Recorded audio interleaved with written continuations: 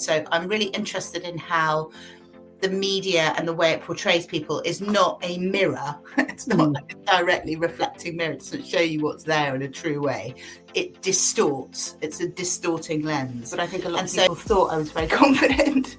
And I have a rather large chest. So I think the fact that I was kind of blonde and quite busty and young doing the job meant that I was often really underestimated. What is the best decision you've ever made?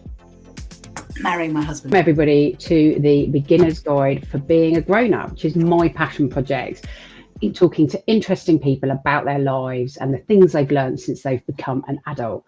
And today I'm super excited to have Eleanor Mills with me, who is an award-winning editor, writer, broadcaster, and a friend. She worked for the Sunday Times for 23 years and as editorial director and editor of the Sunday Times magazine. She's a columnist and interviewer. She is a published author, and her most recent book I actually have over here, and I have read it. I read it in the first day it arrived in the post, which is much more to come. And she is now the founder of Noon, which is a supporting network of women for women in that second half of their lives. And I'm sure we're going to talk lots about that during our session today. So welcome, Eleanor. Thank you for doing this. Oh, thanks so much for having me. Lovely to see you as always. My pleasure. So the first thing I want to talk to you about is tell me a little bit about your journey into adulthood. Wow, that's a big question. I know, sorry. Start with the big one. Not a small question. My journey into adulthood. I think I have really been happier as an adult than I was as a child. I think in some ways I'm more carefree and childlike as an adult than I was as a child. My parents split up when I was 5, and it was quite chaotic, and I had a lot of younger brothers and sisters. So I was always the one who was responsible. I mean, I think I felt like an adult. I often felt like the only adult from when I was very small.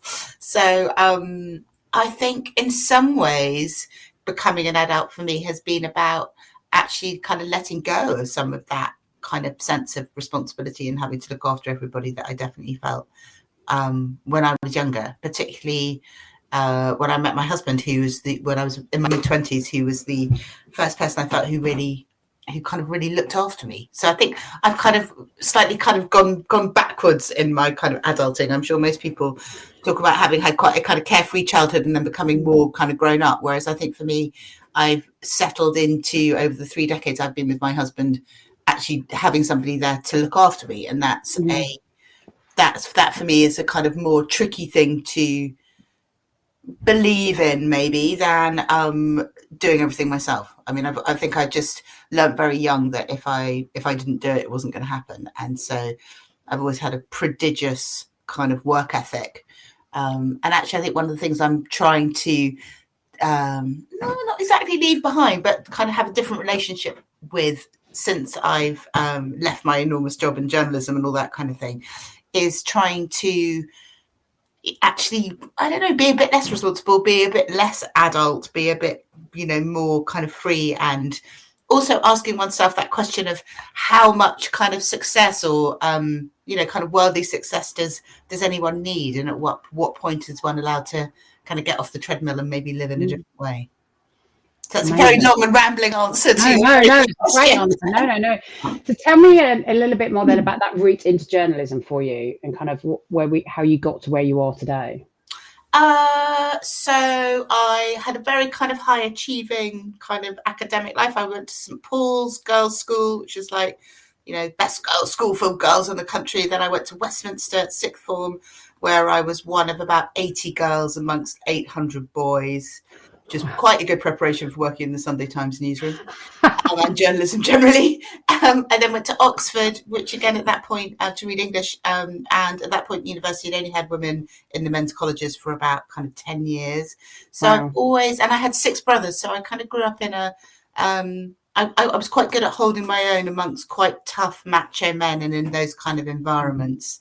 I kind of learned to kind of give as good as I got. I've always been incorrigibly nosy. You know me well. I like asking questions. I always think that I deserve an answer. And I'm quite kind of quite fearless. I was always very good at blagging my way into parties, or kind of, getting past the door in a nightclub from when I was very, very young. So I think all of those are, Nicholas Tonin used to talk about kind of, guile, skill and rat-like cunning that journalists needed. And so I think I had quite a lot of that. And I had absolutely loved being on the kind of front row of history. I mean, one of the wonderful things about being a journalist is you get to really kind of be there. I've been in and out of Downing Street, more times than I can shake a stick at, interviewed prime ministers and, the Dalai Lama, met Bill Clinton, kind of interviewed Sheryl Sandberg. So I had a real, and I've really been to some amazing places, and I went to China. So I've had an amazing run as a journalist. And I first got into it. How's it first? Well, I did quite a lot of journalism when I was at university. I used to do a lot of film reviews, because at that point I had a boyfriend in Soho who was working for a film company. So if I wrote film reviews, I could get my bus paid for up to London, go and see my boyfriend, watch a movie, come back and write it up. So I did quite a lot of that. And I always just like writing. And one of the first things that got me into journalism, actually, I went on the poll tax riot protests. We didn't know it was going to be a riot. And I'd taken my little sister with me, and we ended up halfway up a lamppost, kind of on one of the lions in Trafalgar Square, because the police came in and started charging the crowd. And it was really terrifying, with people getting kind of squashed and flying all over the place. My sister was only about 13, 14. And I was so incensed I was a student then, with the way that it was reported in the newspapers the next day, that the protesters had been kind of annoying the police, which was so not what had happened, because I was sitting there in the middle of Trafalgar Square. That I rang up the Independent and I said that I'm furious about this. This is not what I saw. And I was looking at it the other day, and I'm quoted over about a whole page of the Independent talking about what I'd seen. And I think that was the moment where I realised that you could make a difference. Your point of view and articulating it could make a difference. And then I come from a rather illustrious family of kind of champagne socialists and new Labour types. My stepmother was Tessa Jowell, who was in Tony Blair's cabinet, and my dad was a lawyer.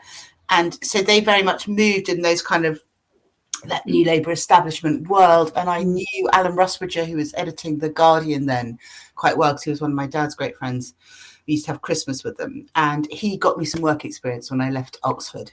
On The Guardian, unpaid, but it was, and I remember I was kind of working on living on housing benefit and walking down to The Guardian, and it was fun. I realised that I could do it. So I think I was very lucky. I've kind of discovered what I was very good at when I was like 21, 22, and I was a bit of a journalistic wunderkinder. I was features editor at The Telegraph by the time I was 26. Wow, it was one they'd ever had.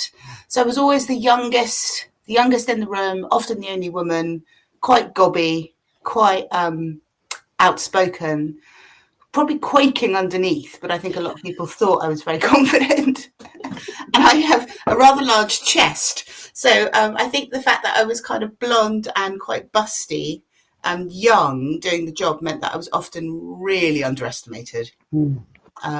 There was a lot of, when I was at Westminster and at Oxford, there used to be a lot of people who would go kind of, hello lefty, hello righty, hello Eleanor.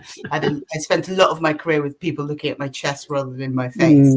But I think in some ways that was, you roll with whatever advantages you have, right? Yeah, absolutely. So I had a very big job on big papers from when I was very young. And I got very used to people turning to me and going, oh, Eleanor, what do women think? And you go, well, you're responsible for all womankind. All womankind, exactly. Speaking for half the world, I don't know. So it was a kind of weird time. I mean, I remember when I had my kids in my early 30s, some of the things that people said to me, if you think about it now, I remember my super boss coming up to me in the office and going, he used to call me Bubbles, not Ellen. He'd go, Bubbles, you rotundity, because I kind of had this big round tummy because I was pregnant. Or it was constant. I mean, if I think now about some of the things that used to happen, you just wouldn't. I mean, now people just really wouldn't put up with it. But at that time, it was just the price that you paid for being in the room. If you were going to be the only kind of woman or the youngest woman or, one of very few women in the room, you were allowed to be there on the grounds that you weren't what they used to call missish. You weren't kind of going, oh, you can't say that, and I'm going to faint if you kind of say something sexist. You just had to get on with it. I'm sure you understand about that too. But it was just it's a very different world. But it was very, very exciting to be in the huddle. You know, I did the Succession thing of having supper with Rupert Murdoch in his flat in New York, you know, and I was kind of in the huddle of one of the most powerful media companies in the world.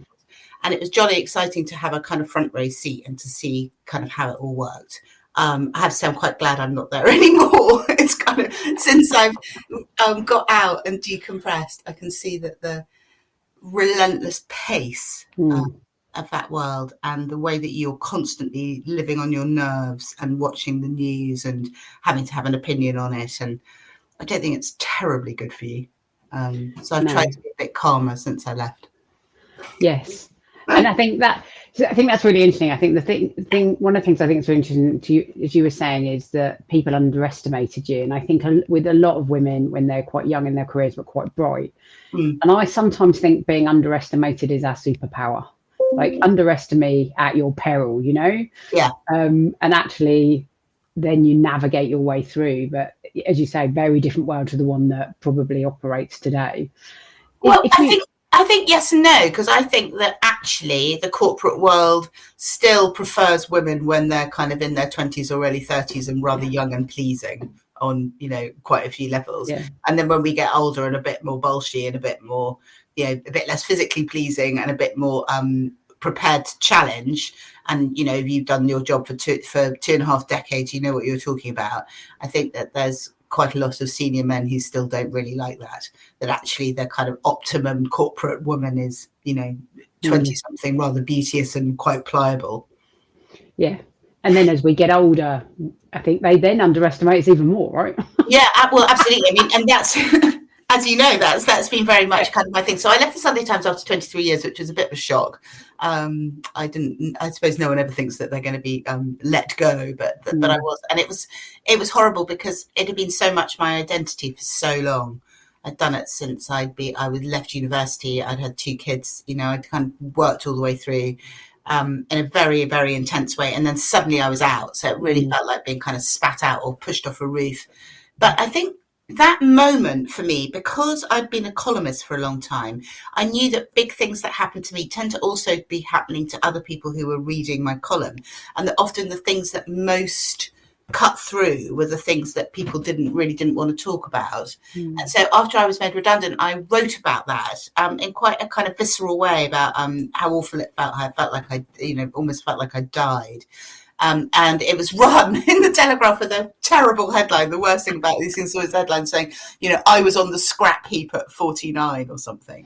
But what was great about that piece is I had so many people get in touch with me, and particularly women. And then I began to look at all the women around me and what they were going through. And I began to realize that whether it was redundancy or a divorce or a death or a serious health issue or elderly parents dying or needing caring for, or a young person with some kind of anxiety or eating disorder or something like that, or one's own health issues, basically all women were going through, or the vast majority were going through something pretty big as they hit 50.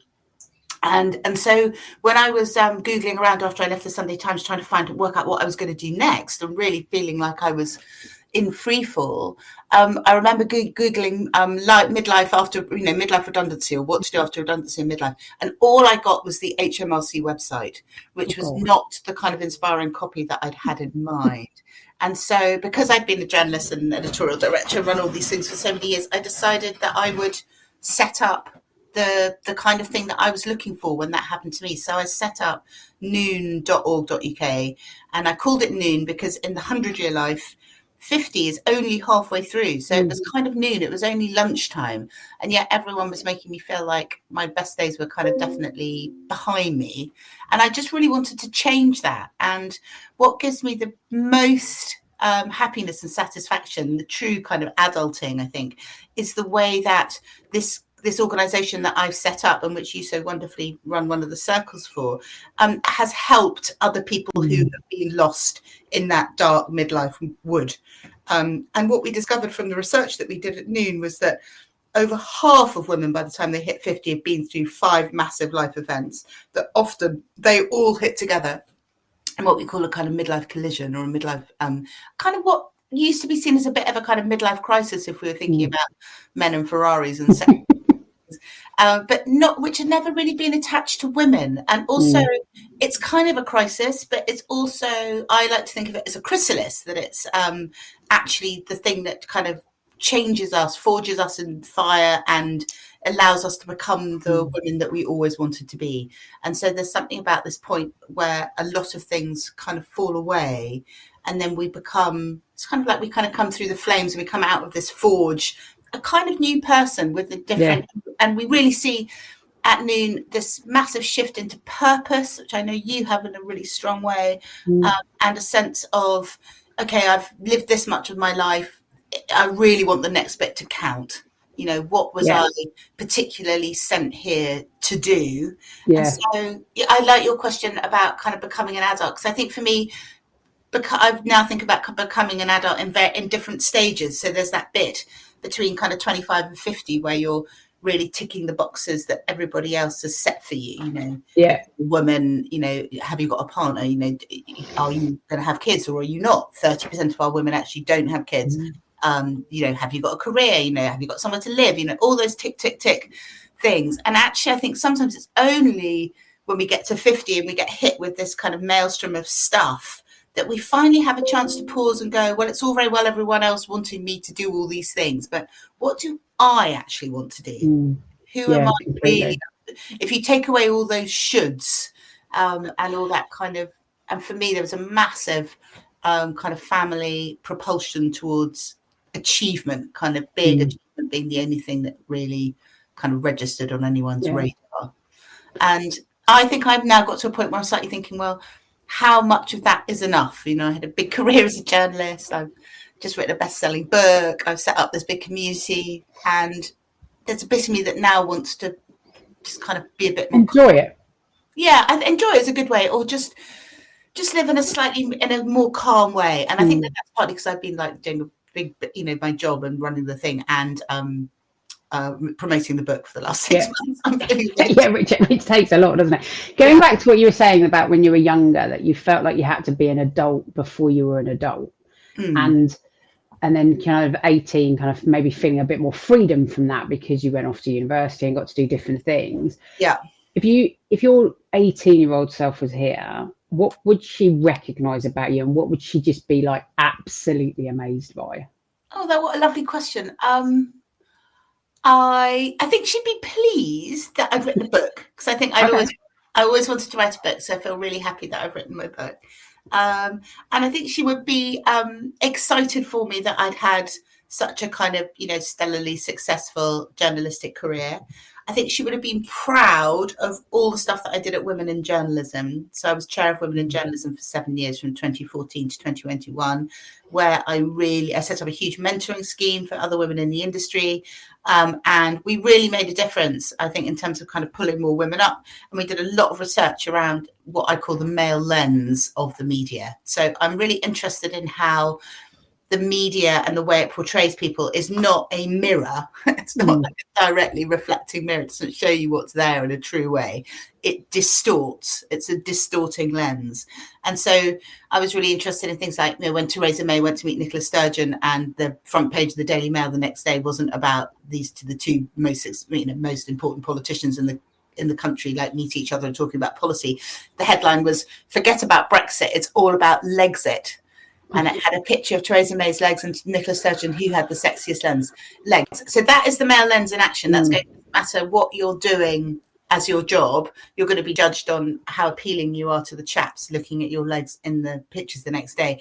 And I think we really, as women, need to take on board those distortions and things, all the rubbish around things like cankles or bingo wings or all that kind of manufactured, internalized misogyny to try and make women feel bad about themselves.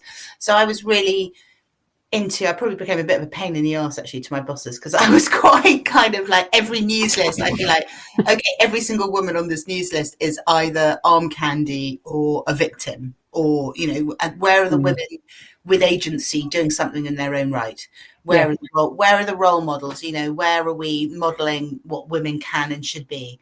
And there wasn't that much of that. And I think if you're a woman who really stands up for other women and makes yourself a bit of a pain in the butt about it, then, you know, it's really important. But I think it's probably not brilliant for your own career.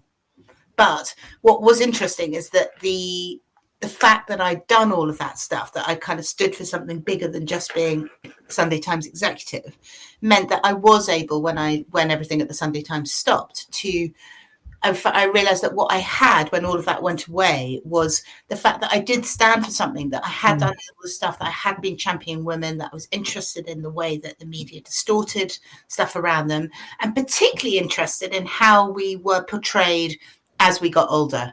And certainly within the newspapers, it was really hard to get pictures of older women into the paper. They'd always want to use a kind of younger picture, some picture of them when they were kind of prettier or younger.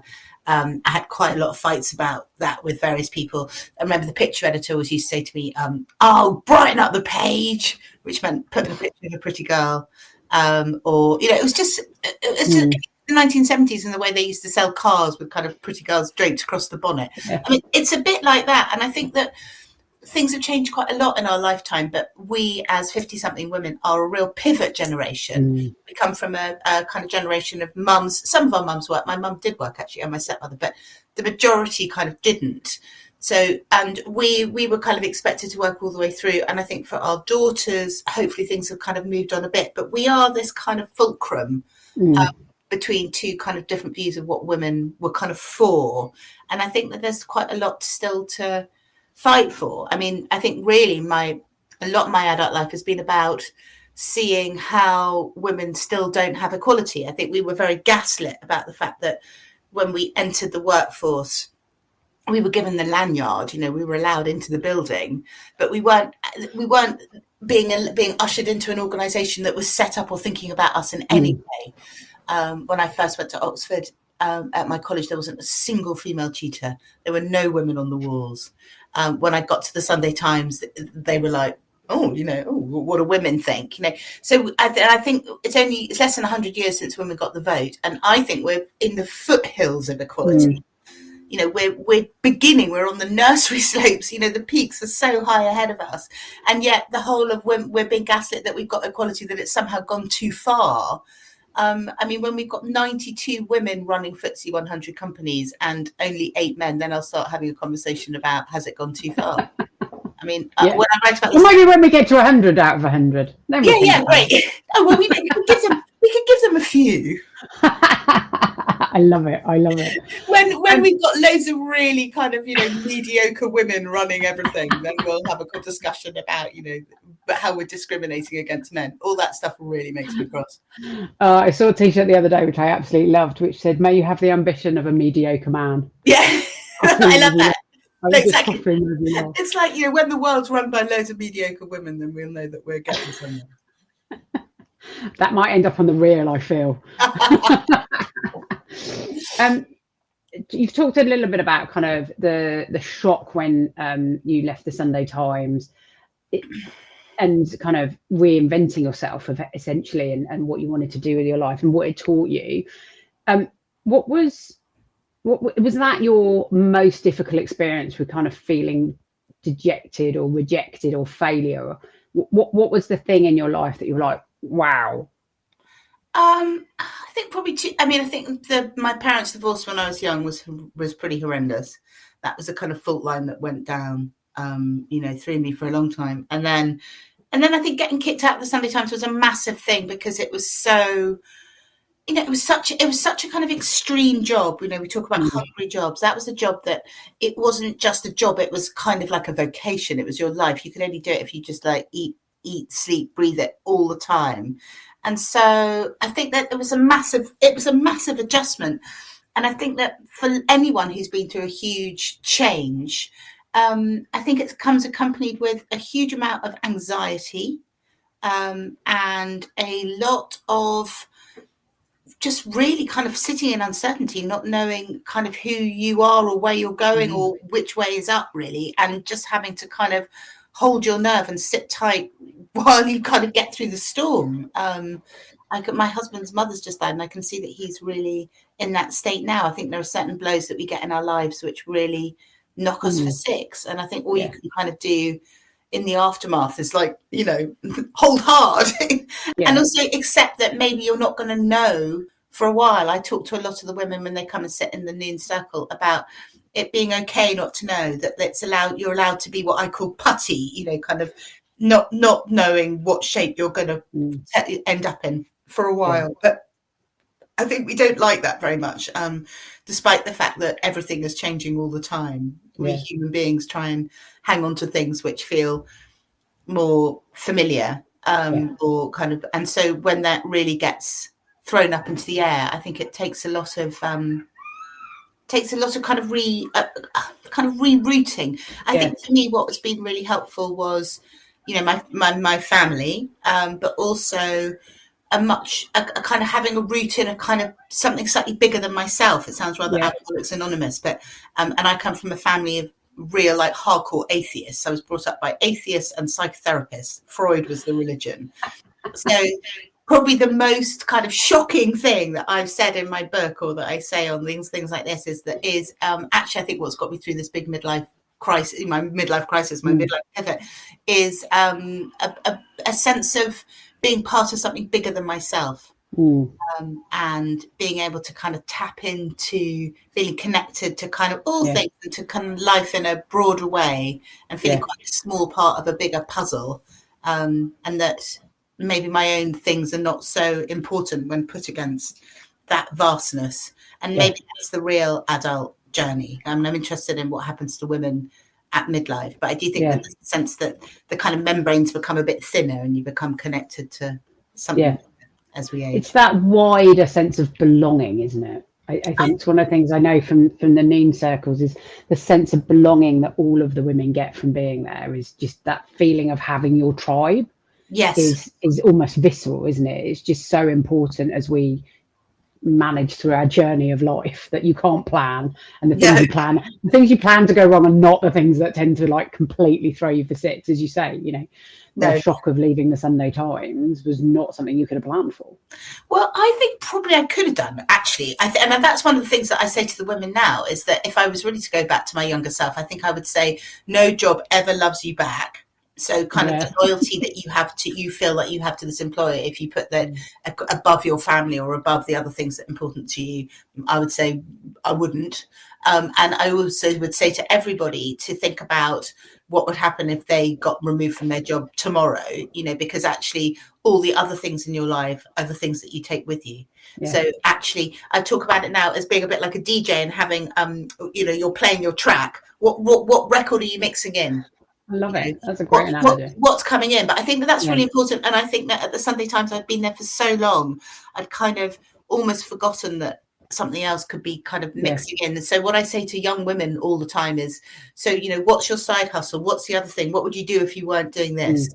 And remember that any job that you have can stop in a second, and to always be kind of future-proofing yourself against that point, and thinking about what you really want to do, because I think that corporations and organizations are quite good at sucking us in and kind of going, your true function is to be a cog in this wheel. And actually it's amazing how when you get a bit expensive and you're this name on a spreadsheet, all the things that you've done for that company with such loyalty over the years are immediately forgotten. So I think definitely for everybody, what are you mixing in? What's your next track?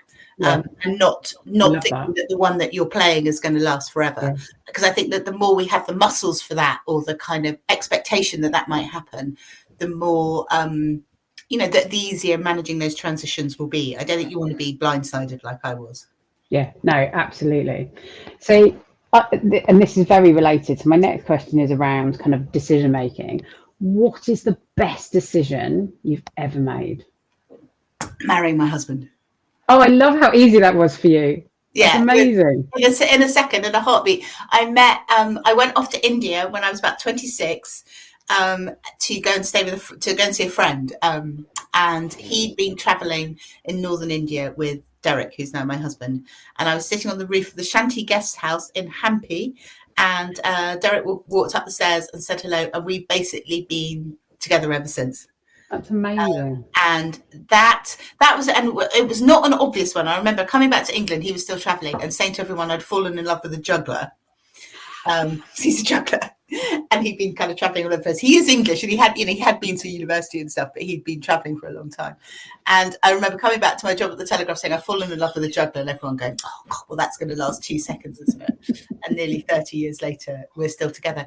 And I just knew that he was the right person for me. I think sometimes in our lives, what I now would see as our kind of awakened self, the more realized self, kind of calls to us. And I think that there's something very strong was just saying to me, this person now doesn't matter what anyone else thinks, it's right for you. And I also think that that's really true, in love and in life, that you have to disregard what everyone else around you thinks and says if you know something inside you has kind of clicked and it's the right thing. And I think there's something around that too for me on the noon stuff, that it feels like it goes very deep, and the way that the women are helped by what we're doing is so profound. That brings me huge, it's kind of beyond pleasure. It's like a real kind of a warm kind of glow of kind of certainty in that one's doing the right thing.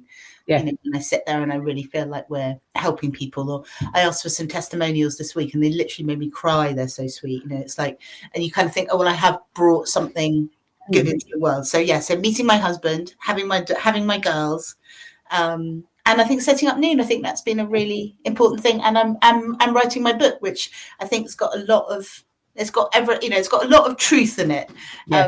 Everything that I've learned from being on this planet for 54 years is in that book. Yes, and it is amazing. I have read it, so I will definitely endorse it. So talking about, we talked about like best decisions, and you touched on the fact that lots of people will give advice, and you kind of sometimes you just know whether or not to take it or not. What is the best advice you've been given that you didn't take? Oh gosh, okay, that is a good question. Okay, this sounds really silly. When I first set up Noon, a friend of mine who's an entrepreneur said, "Don't go anywhere near Microsoft. Just do it all on Google and Google Sheets."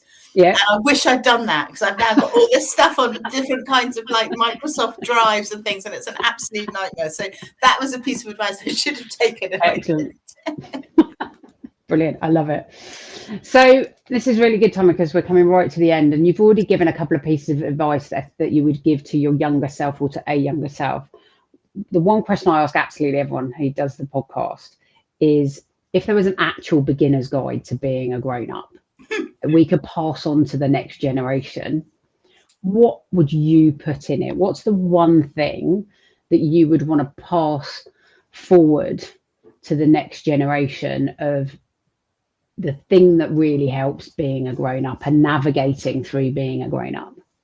I think really trusting yourself and learning earlier on to really listen to your own intuition and your own sense of what's the right thing. When I say that, I really knew when I met my husband that was the right thing. I think that there are other things that I've done where I've ignored a sense of something inside me going, "Ooh, I don't think so," and just really learning to listen to that. And there have been a few times when definitely it would have been more obvious to kind of go along and do something, and I've really found myself kind of standing back, and then felt really glad that I had.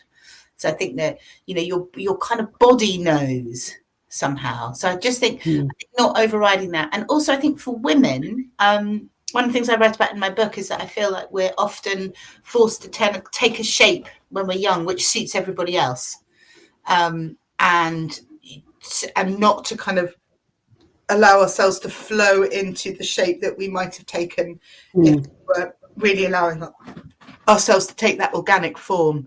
And so I think I've been really delighted to see that my eldest daughter, she left Oxford. She got a very good degree, and lots of her friends were kind of going into city jobs and milk rounds. And she was just like, "I want to go live in Paris for a year. I've always wanted to live in Paris." So she's living out there and learning French. I'm going off to this afternoon.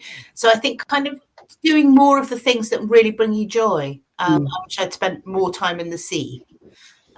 more time in Jamaica, more time in nature, and that's kind of what I'm going to try and do more of, kind of going forward. So I think really, and particularly for women, not always putting everybody else's needs ahead of your own, and doing, every day, or certainly a couple of times a week, something that you do just because it brings you joy personally, and doesn't need anything more than that. And that's certainly one of the things that I've really changed since I left the Sunday Times. I now go and swim every day in the pond up at Hampstead Heath, and just those few moments all the way through the winter in the corridor, but just those few moments of getting into the water and being in nature and seeing the kingfisher or the heron, or just kind of feeling quite free and just very much myself, and that nobody needs anything from me. And I think also learning to kind of be in that stillness. I'm very, naturally very kind of busy and energetic. So learning to slow down. And I think being able to tap into that kind of stillness in oneself earlier on would have been a gift. I love that. So kind of trusting yourself and really finding your own joy. I think working out what that is. And using your joy as a real kind of navigation tool in your life. I think I started to do that at 50. I kind of wish I'd done that earlier on.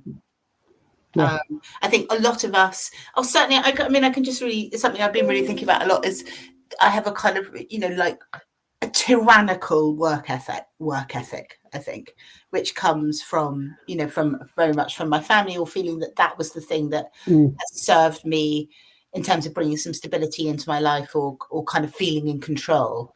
But I think we can, as women, we can be very tyrannical to ourselves. And so being a bit kinder to ourselves, like treating ourselves like we would, a beloved pet, or kind of, a child that we really love. How often do you talk really kind of, gently and easy with your dog, and how are you today? And how often do you actually do that to yourself? I think I do that vanishingly rarely. And if I really listen into the voice that I use inside my head to myself, it's often horrible, I don't do that to anybody else in my life. So learning to treat ourselves with gentleness. I love it. That's perfect. And what a perfect place to close out the interview. So we will put a link to both Neen and to the book into the show notes, which I can recommend because I have read it. In fact, I listened to it. It was brilliant. I listened to it on audio, or on an audio book. Eleanor, thank you so much for doing this today. I've known you quite a while, and I've still learned stuff about you today, so that's even better. And hopefully our audience will also have learned a little bit more about what it takes to navigate being a grown-up. Thank you so much for having me, Sam. My pleasure. Welcome to A Beginner's Guide to Being a Grown-Up. I'm Sam Cooper-Gray, and this is my passion project to learn more about people who inspire me and their secrets to being a grown-up. Join us on this journey as we learn about their highs and their lows and what they would put in the guide.